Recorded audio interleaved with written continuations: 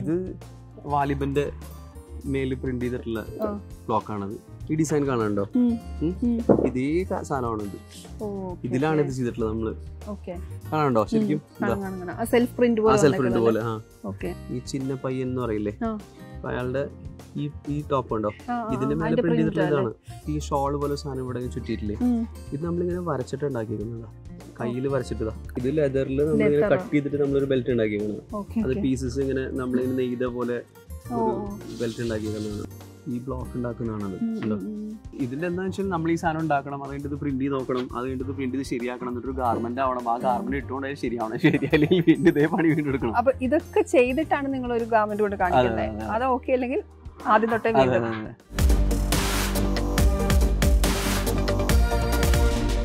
സുജിത് സുധാകരൻ.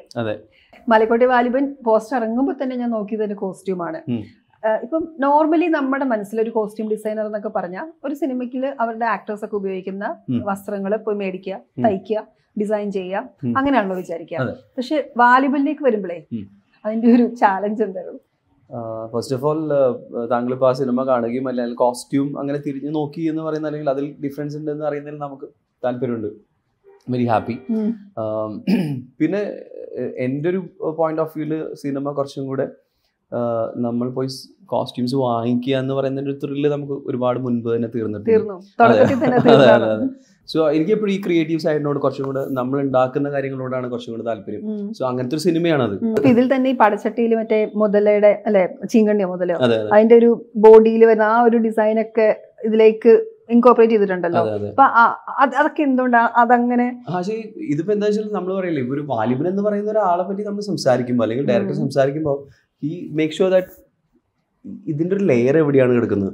ഇപ്പൊ ഒരു വാലിബനെ നമുക്കൊരു മൊയലായിട്ട് ചിലപ്പോൾ നമുക്ക് പറ്റില്ലല്ലോ, സോഫ്റ്റ് ആണ്, അല്ലെങ്കിൽ അങ്ങനത്തെ ഒരു ഡിയറോ അല്ലെങ്കിൽ ഒരു അങ്ങനെയല്ല. ഇദ്ദേഹം കുറച്ചും കൂടെ ഒരു ഈ സോണിൽ കിടക്കുന്ന, ക്രൊക്കോഡൈൽ സോണിലൊക്കെ കിടക്കുന്ന, അല്ലെങ്കിൽ ചിലപ്പോൾ അതിന്റെ കൂടെ ചിലപ്പം ഫൈറ്റ് ചെയ്തു, അല്ലെങ്കിൽ ചിലപ്പം അങ്ങനെ ഒരു തോല് ആൾക്ക് കിട്ടി, ആ തോല് കൊണ്ട് വെച്ചുണ്ടാക്കുന്ന ഒരു പടച്ചട്ട എന്ന് പറയുന്നിടത്ത് ഓക്കെ ഹീസ് ദാറ്റ് സ്ട്രോങ്, അങ്ങനെയല്ല നമുക്ക് കിട്ടുന്നത്.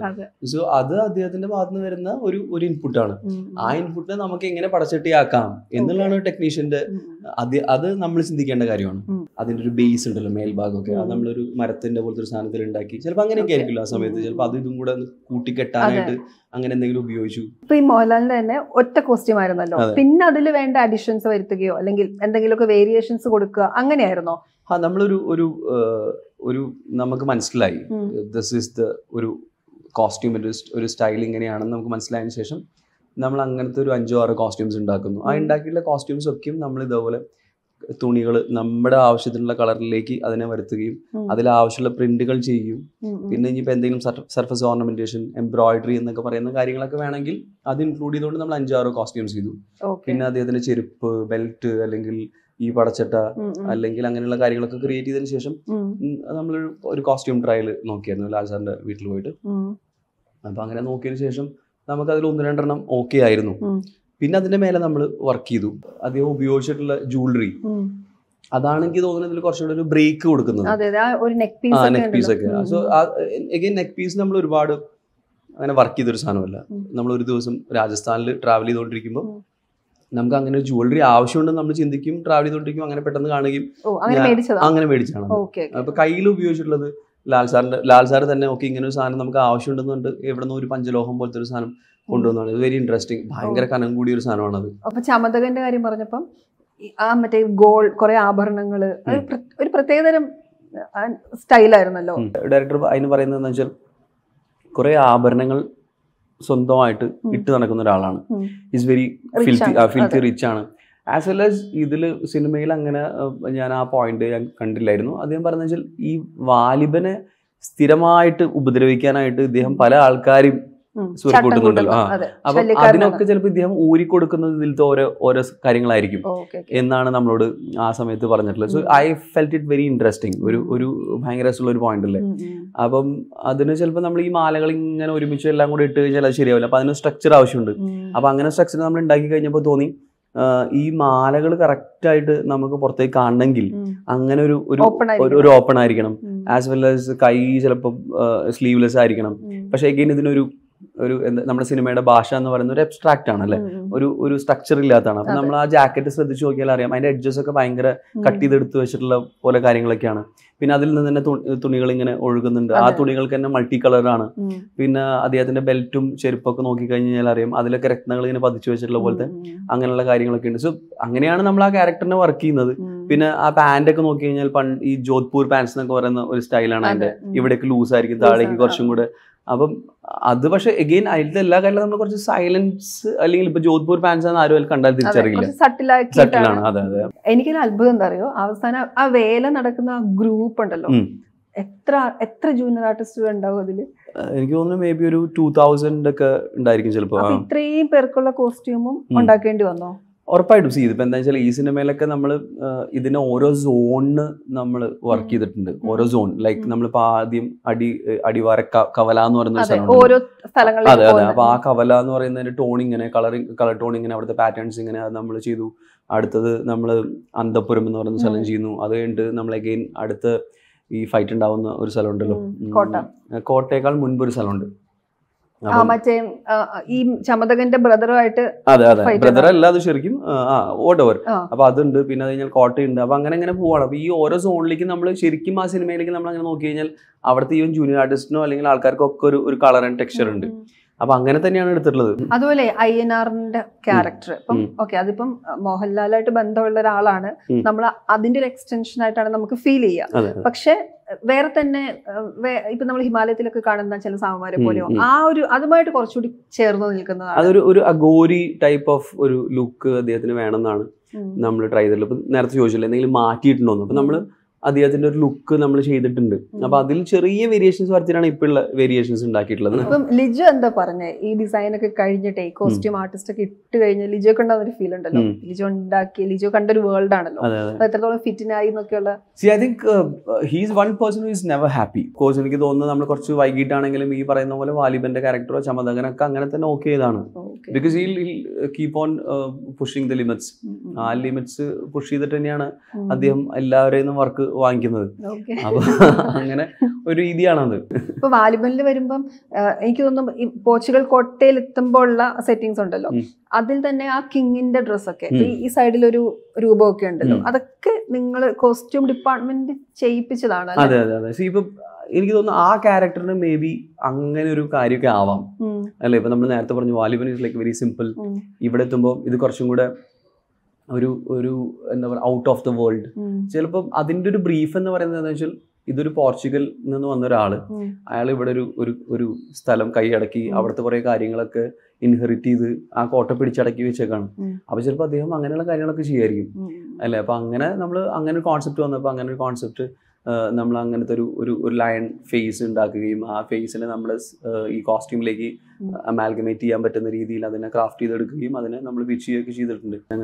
പുള്ളിയുടെ വൈഫായിട്ട് അഭിനയിക്കുന്ന ലേഡിയാണ് തന്നെ ആ ഫൈറ്റ് സീക്വൻസിൽ ഇടുന്ന കോസ്റ്റ്യൂം അത് ഭയങ്കര രസമായിട്ട് തോന്നി. അത് കുറച്ച് സ്റ്റൈലിഷ് ആണ്. അതിന്റെ പ്രത്യേകത എന്താണ്? ഫൈറ്റ് ചെയ്യാൻ പറ്റണം എന്നുള്ളതാണ്. ഫ്ലെക്സിബിൾ ആയിരിക്കും. രണ്ടുപേരും കോസ്റ്റ്യൂമിന്റെ പ്രത്യേകത അതാണ്. അത് ആ ഫ്ലെക്സിബിൾ ആയിരിക്കണം. അത് ചിലപ്പോൾ ലെതർ ഉപയോഗിക്കാം. അന്നൊക്കെ ഉണ്ടാവുന്ന അങ്ങനത്തെ ലെതർ ഇല്ലേ, അപ്പൊ അങ്ങനത്തെ ലെതർ ഉപയോഗിച്ച് നമുക്ക് ഒരു കോസ്റ്റ്യൂം ചെയ്യാം. പിന്നെ ആ ലേഡി ഭയങ്കര ഫ്ലെക്സിബിൾ ആണ്. അതായത് അവർക്ക് ഫൈറ്റ് അവർ തന്നെയാണ് അതിൽ മാക്സിമം ഫൈറ്റും ചെയ്തിട്ടുള്ളത്. അവര് ഡൂപ്പില്ലാതെയാണ് ചെയ്തിട്ടുള്ളത്. അവർക്ക് അതിന് പോകുന്ന ഒരാളാണ്. അത് നമ്മൾ അങ്ങനത്തെ ഒരു കോസ്റ്റ്യൂം നമ്മൾ എന്താ പറയാ ഇത് ലെതറിൽ ഉണ്ടാക്കാം. അതിന്റെ ആവശ്യം എന്ന് പറയുന്നത് ഫൈറ്റ് ചെയ്യുന്നതാണ്. അപ്പൊ ആ ഒരു സാധനം മുന്നോട്ട് വെച്ചിട്ടാണ് അവരെ ഹെയറും കാര്യങ്ങളൊക്കെ ചെയ്തിട്ടുള്ളത്. അത് മേക്കപ്പ് ചെയ്തിട്ടുള്ളതാണ്. പക്ഷെ എന്നിരുന്നാൽ പോലും ഇതാണ് അതിന്റെ ഒരു കോൾ.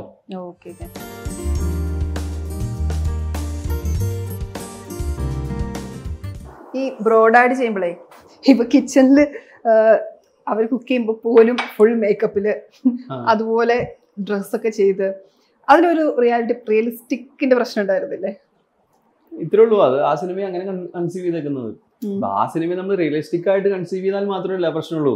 അങ്ങനെ ഉണ്ടോ ഇല്ലേ എന്നുള്ളത് ആണ് ഒരു ഡയറക്ടർ ഏറ്റവും ആദ്യം തീരുമാനിക്കുന്നത്. ഈ സിനിമ ഞാൻ ഇങ്ങനെ ചെയ്യണോ അങ്ങനെ ചെയ്യണോ എന്നാണല്ലോ തീരുമാനിക്കുന്നത്. ആ തീരുമാനം എന്ന് പറയുന്നത് ഈ സിനിമയിൽ നമ്മൾ റിയലിസ്റ്റിക് അപ്രോച്ച് ഇല്ല, ഓക്കെ നമ്മളല്ലെങ്കിൽ മേക്കപ്പ് ഇല്ലാതെ ചിലപ്പോൾ ഇവര് കിടക്കയിൽ നിന്ന് പോലും എണീക്കില്ല എന്ന് പറയുന്നിടത്ത് അത് ഭയങ്കര ക്ലിയർ ആണ്. പിന്നെ next step is like okay, ആൾക്കാർ ഇത് കാണുമ്പോൾ എന്ത് ചിന്തിക്കും, അതിനെപ്പറ്റി നമ്മൾ ചിന്തിക്കുന്ന പോലും ഇല്ല എന്ന് പറയുന്നത് ഡയറക്ടർ അപ്രോച്ച് ആണ്. ഡയറക്ടർ കൺസീവ് ചെയ്യുന്നത് അതിന്റെ സത്യസന്ധതയോടുകൂടി എടുക്കുക, അത്രേ ഉള്ളൂ. അതങ്ങനെ ബിക്കോസ് ആ സിനിമയുടെ ഒരു ടോണും ഫീലും കാര്യങ്ങളൊക്കെ അങ്ങനെയാണ്. അത് ഇനി ശരിയാണോ എന്ന് ചോദിച്ചാൽ ആണോ അല്ലേ എന്നുള്ളത് കാണുന്ന ആൾക്കാർ ചിന്തിക്കേണ്ടതാണ്. അത് ഭയങ്കര ലൈറ്റ് ഒരു ഫീൽ എടുക്കേണ്ട ഒരു സിനിമയായിട്ടാണ് നമ്മൾ കൺസീവ് ചെയ്തിട്ടുള്ളത്. കോസ്റ്റ്യൂം അടിപൊളിയായിരുന്നു. പ്രത്യേകിച്ച് അതിന്റെ കളറൊക്കെ ഭയങ്കര കുറെ പാസ്റ്റൽ കളേഴ്സും ലൈറ്റ് കളേഴ്സ് ഒക്കെ ആണല്ലോ കൂടുതൽ യൂസ് ചെയ്ത്. കുർത്തകളുടെ പോലും കളേഴ്സ് ഒക്കെ ഭയങ്കര ഡിഫറെന്റ് ആയിരുന്നു. അത് എവിടെ എങ്ങനെയായിരുന്നു അത്? എനിക്ക് തോന്നുന്നു ആൾക്കാർ എപ്പോഴും കളേഴ്സ് മാത്രമാണ് ചില സമയത്തൊക്കെ പറയുന്നത്, പക്ഷെ അത് ഇമോട്ട് ചെയ്യുന്ന ഒരു ഗ്ലെയർ ഉണ്ട്, അല്ലെങ്കിൽ ഒരു റിച്ച്നെസ് ഉണ്ട്. അതായത് ഒരു ഫോള് ഒരു കാര്യം. രണ്ടാമത്തെ എന്ന് പറയുന്നത് അത് ചിലപ്പോൾ ഷൈൻ ആണോ, മാറ്റ് ആണോ, റഗഡ് ആണോ, റഫ് ആണോ എന്നൊക്കെ ഉള്ളത് അതിന്റെ ടെക്സ്ചറാണ്. ആ ടെക്സ്ചറും ഇതൊക്കെ കൂടെ കൂടുമ്പോഴാണ് ആ കോസ്റ്റ്യൂം അങ്ങനെയാവുന്നത്. പ്ലസ് അതിന്റെ കളറും ഇവര് ശരിക്കും ഭയങ്കര റിച്ച് ആണ്. അപ്പൊ അതിനെ നമുക്ക് ഇനി എംബ്രോയിഡറിയോ അല്ലെങ്കിൽ അങ്ങനെയുള്ള കാര്യങ്ങളൊക്കെ വെച്ച് റിച്ച് ആക്കണമെങ്കിൽ അത് ഭയങ്കര ബോറാണ്. പക്ഷെ അവർ ഇതറിയാതെ തന്നെ അവർ ഇട്ട് കഴിയുമ്പോൾ റിച്ച്നെസ് വരട്ടെ എന്നുള്ളതാണ് നമ്മുടെ ഒരു മൂഡ്. അപ്പം നമ്മൾ അങ്ങനത്തെ തുണികൾ തേടി കണ്ടുപിടിച്ച് വൈറ്റ് ഫാബ്രിക്കിൽ നമുക്ക് ആവശ്യമുള്ള പേസ്റ്റൽ കളേഴ്സ്, ഇപ്പൊ നിങ്ങൾ പറഞ്ഞല്ലോ പേസ്റ്റൽ കളേഴ്സ് ഉണ്ടെങ്കിൽ ആ പേസ്റ്റൽ കളേഴ്സ് ഉണ്ടാക്കിയെടുത്താണ്. അപ്പൊ അങ്ങനെ ഉണ്ടാക്കിയെടുത്ത് അതിന്റെ ഒരു പാറ്റേൺ ഫിക്സ് ചെയ്ത് ലാൽ സാറിന്റെ കോസ്റ്റ്യൂം അങ്ങനെ പോയി. ഇപ്പോ മീന ചേച്ചിയൊക്കെയാണെങ്കിൽ അങ്ങനത്തെ സാരികളൊക്കെ നമ്മൾ ജസ്റ്റ് കളേഴ്സ് അവിടെ ഇവിടെയൊക്കെ ഉണ്ടാവട്ടെ എന്നുള്ളതാണ്. നോക്കി കഴിഞ്ഞാൽ അറിയാം, അതിൽ ചിലപ്പോൾ ചിലതിൽ ഓംബ്രെ എന്ന് പറയുന്ന ഷെയ്ഡിങ് വന്നിട്ടുണ്ട്, ചിലതിൽ ചിലപ്പോൾ colour blocking tie and dye വന്നിട്ടുണ്ട്. അങ്ങനെ പല പാറ്റേൺസ് നമ്മൾ അതിൽ വെറുതെ ഉണ്ടാക്കിയിട്ടുണ്ട്. 10-20 സാരി ഉണ്ടാക്കി അതിൽ ആവശ്യമുള്ള സാരികൾ ഉപയോഗിച്ചു. ഒന്നും സാരിയായിട്ട് വാങ്ങുകയോ ഒരു സാരിയും ഇല്ല അതില്. ഈ സുജിത്തിന്റെ ചെവിയില് കമലിന് എന്തെങ്കിലും പ്രത്യേകത ഉണ്ടോ? അതിന്റെ വൈഫിന്റെയാണ് അതിന്റെ പ്രത്യേകത. അതിലിപ്പോ ഈ ലൂസിഫറിന്റെ കാര്യം പറയുമ്പോണ്ടല്ലോ, മോഹൻലാലിന്റെ മുണ്ടുടുക്കൽ എന്നുള്ളത് അതൊരു ട്രെൻഡാണ്, അതിന് ഒരുപാട് ഫാൻ ഫോളോയിങ് ഒക്കെ ഉണ്ട്. ലൂസിഫറിൽ മുണ്ടുടുപ്പിക്കാൻ എന്ത് ഇന്നോവേഷൻസ് ആണ് നടത്തിയത്? ഒന്നുമില്ല. അതൊക്കെ ശരിക്കും പറഞ്ഞാൽ അതിലൊന്നും എന്റേതായ ഒരു തരത്തിലുള്ള ഇൻപുട്ട് ഇല്ല. ആ ക്യാരക്ടറിനെ പൃഥ്വിരാജ് എന്ന് പറയുന്ന ഒരാള് ഫ്രം ഡേ വൺ അങ്ങനെ കണ്ടിട്ടുള്ളത്. അതായത് ഈ പടത്തിൽ ഇദ്ദേഹം എന്റെ നായകനായിട്ടുള്ള ഇപ്പൊ എന്താ പറയുന്ന അദ്ദേഹം അങ്ങനെയാണ് വരുന്നത് എന്നുള്ളത് രാജുവിന് കൃത്യമായിട്ട് അറിയാം. ഇപ്പൊ നമ്മൾ പറഞ്ഞ പോലെ ബ്രോഡാഡിയിലേക്കൊക്കെ വരുമ്പോഴാണ് ഇത് എങ്ങനെയാണ് വേണ്ടതെന്നുള്ളത് നമുക്ക് ആലോചിക്കാം എന്നുള്ള സാധനം. മറ്റേത് അങ്ങനെയാണ് മുണ്ടെടുത്തിട്ടാണ് വരുന്നത്. പിന്നെ I think Prithvi is more like എപ്പോഴും ലാൽ സാറിനെ ഒരു നല്ല മുണ്ടും ഷർട്ടും ഇട്ട് കാണാൻ ആഗ്രഹിക്കുന്ന ഒരാളാണ്. നമ്മള് നല്ല വൃത്തിയുള്ള ഷർട്ടും ഒരു മുണ്ടും വാങ്ങിച്ചു കൊടുക്കുക. ആ മുണ്ട് ഷർട്ടൊക്കെ പർച്ചേസ് ചെയ്താണോ അതോ? അതെ പർച്ചേസ് ചെയ്താണ്. ഇവിടുന്നൊക്കെ തന്നെ നമ്മൾ ഇവിടുന്ന് കല്യാണിൽ നിന്ന് പർച്ചേസ് ചെയ്താണ്. 20 മുണ്ട് നമ്മൾ വൈറ്റ് മുണ്ട് അതിനു വേണ്ടി പർച്ചേസ് ചെയ്തു. സിനിമയിൽ വന്നിട്ട് ഒരു 10 വർഷമായി കാണോ? ഓൾമോസ്റ്റ് ഒരു എനിക്ക് തോന്നുന്നു ഫസ്റ്റ് റിലീസ് ലൈക്ക് തനിയൊരുവൻ എന്ന് പറഞ്ഞ സിനിമ തമിഴ് 2014-15 ഓൾമോസ്റ്റ് 9. തനിയൊരുവനാണ് സ്റ്റാർട്ട് ചെയ്യുന്നത്. പിന്നെ എന്താ തമിഴിൽ നിൽക്കാതെ? തമിഴില് അഗെയിൻ ഞാൻ കുറച്ച് കാർത്തിക് സുബരാജിന്റെ കൂടെ വർക്ക് ചെയ്തിട്ടുണ്ട്, അങ്ങനെയുള്ള ആൾക്കാരുടെ കൂടെ ഒക്കെ വർക്ക് ചെയ്തു. പക്ഷെ എന്താ വെച്ചാൽ തമിഴ് സിനിമകള് കുറെ സമയം എടുക്കും. കാരണം എനിക്ക് തോന്നുന്നു നമ്മുടെ മലയാളത്തിലാണ് ഏറ്റവും ഫാസ്റ്റസ്റ്റ് ആയിട്ട് സിനിമ ചെയ്യുന്നത്. ഇപ്പൊ പക്ഷെ തമിഴ് ചെയ്യുന്നുണ്ട് അല്ലേ? എപ്പോഴും പാരലി തമിഴ് ചെയ്യുന്നുണ്ട്. ഇപ്പൊ സ്റ്റാർ എന്ന് പറഞ്ഞൊരു സിനിമ ചെയ്യുന്നുണ്ട്, കവിൻ എന്ന് പറഞ്ഞൊരു ആക്ടറാണ്. അപ്പൊ അത് പാരലി അത് പോയിക്കൊണ്ടിരിക്കുന്നുണ്ട്. ഫാഷൻ ഡിസൈനിങ് ആണല്ലോ പഠിച്ചത്, അപ്പൊ അല്ലാതെ എന്താ ചെയ്യുന്നത്? സിനിമ അല്ലാതെ ഞാൻ എല്ലാം ചെയ്യുന്നതൊക്കെ ഫാഷനായിട്ട് ബന്ധപ്പെട്ടുള്ള തന്നെയാണ്. അപ്പൊ എനിക്കൊരു ഡൈയിങ് പ്രിന്റിങ് ഉണ്ട്. അപ്പൊ അവിടെ നമ്മൾ തുണികൾ ഡൈ ചെയ്യുന്നു, സിനിമയ്ക്ക് ആവശ്യമുള്ളതും അല്ലെങ്കിൽ പിന്നെ പുറത്തുള്ള ബ്രാൻഡ്സിന് വേണ്ടിയിട്ടും നമ്മൾ പല ഇവിടുത്തെ പ്രമുഖ ബ്രാൻഡ്സിനൊക്കെ വേണ്ടിയിട്ട് നമ്മൾ തുണികൾ ഡൈ ചെയ്യുന്നുണ്ട്, പ്രിന്റ് ചെയ്യുന്നുണ്ട്. അങ്ങനെ ഒരു മെറ്റീരിയൽ അവർ തരും, ബോത്ത് വേസ്.